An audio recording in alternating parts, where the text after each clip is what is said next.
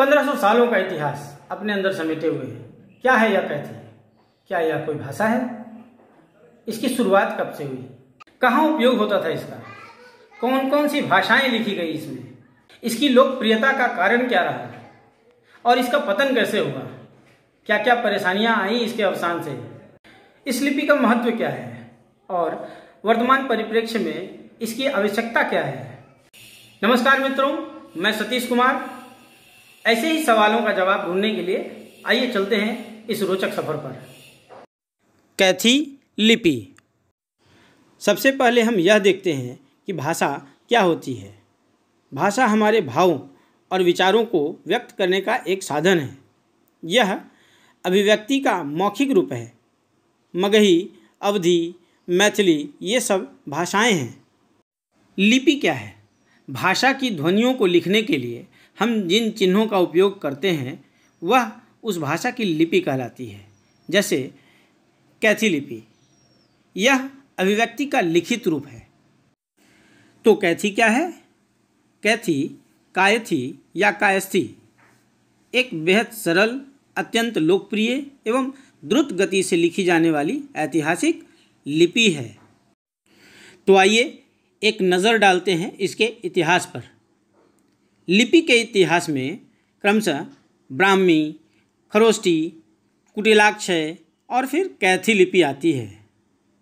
यह लिपि अत्यंत ही प्राचीन लिपि है। इसकी शुरुआत 5वीं-6वीं शताब्दी में हुई थी।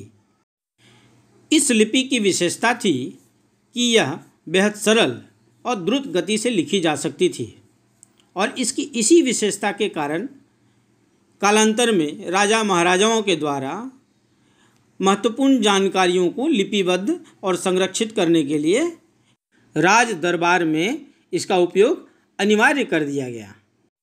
दरबार में इस कार्य को तत्परता से करने के लिए दक्ष लोग हुआ करते थे, कायस्थ। वहीं से इसका नाम कायस्थी, कायथी और फिर कैथी पड़ा। महाजनों के द्वारा बही खाते लिखने में इस्तेमाल होने के कारण यह लिपि महाजनी लिपि भी कहलाई। गुप्त काल में राजलिपि के रूप में इसने अपना स्वर्णिम काल देखा। अपने सरल स्वभाव होने के कारण मुगल काल आते आते यह लिपि जनसाधारण के बीच में काफ़ी प्रचलित हो गई और इसका उपयोग अपनी चरम पराकाष्ठा पर था। 1540 में उत्तर भारत के सूरी वंश के संस्थापक बादशाह शेर शाह सूरी ने इसे अपने राज्य दरबार में आधिकारिक रूप से शामिल किया। शेर शाह सूरी ने अपने राज्य में व्यावसायिक लेन देन के लिए कैथी में मुहरें भी ढलवाई थी। ब्रिटिश काल में भी बिहार की आधिकारिक लिपि कैथी ही थी। इस लिपि को खत्म करने का कई बार प्रयास किया गया, पर जनसाधारण के बीच में अत्यंत लोकप्रिय होने की वजह से इसका उपयोग 1914 तक सरकारी दफ्तरों में भी होता रहा। भूमि निबंधन जैसे कार्यों में इस लिपि का उपयोग 1970 तक देखा गया है। कहाँ कहाँ इस लिपि का उपयोग होता था?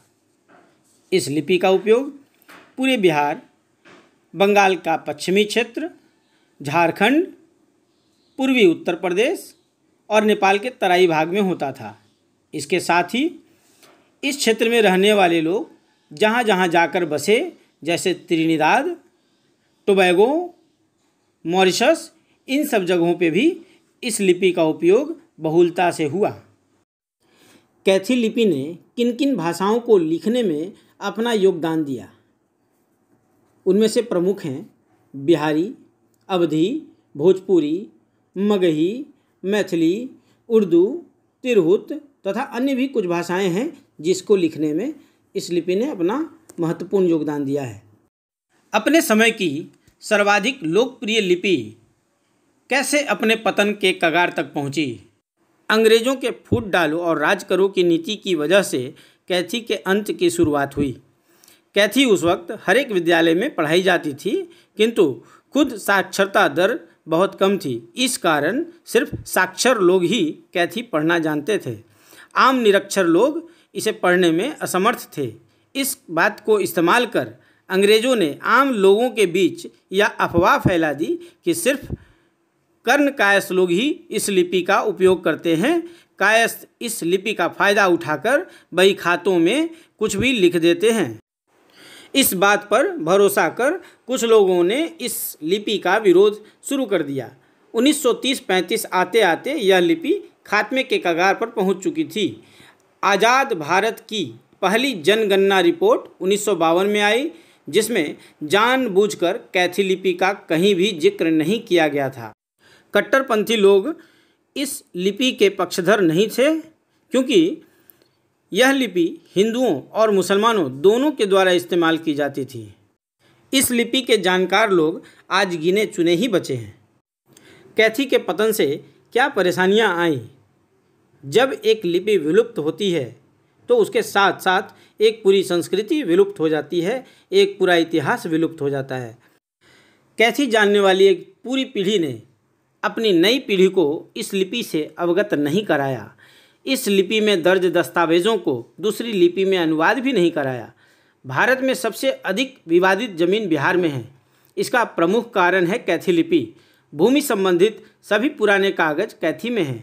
इन्हें पढ़ सकने वालों की संख्या न के बराबर है। भूमि संबंधित विभाग इन्हें पढ़ नहीं पाते, ना ही बैंक इन कागज़ों के आधार पर लोन दे पाते हैं। भूमि विवाद न्यायालयों में सुलझ भी नहीं पाते।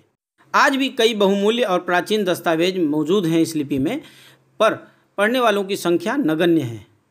आज के युग में इस लिपि की उपयोगिता क्या है? कई बहुमूल्य जानकारियों की साक्षी होना ही आज के आधुनिक समाज में इसके प्रासंगिक होने का कारण है। आज इस लिपि के बहुत कम जानकार होना ही यह साबित करता है कि इस लिपि को सीखने सिखाने की कितनी आवश्यकता है।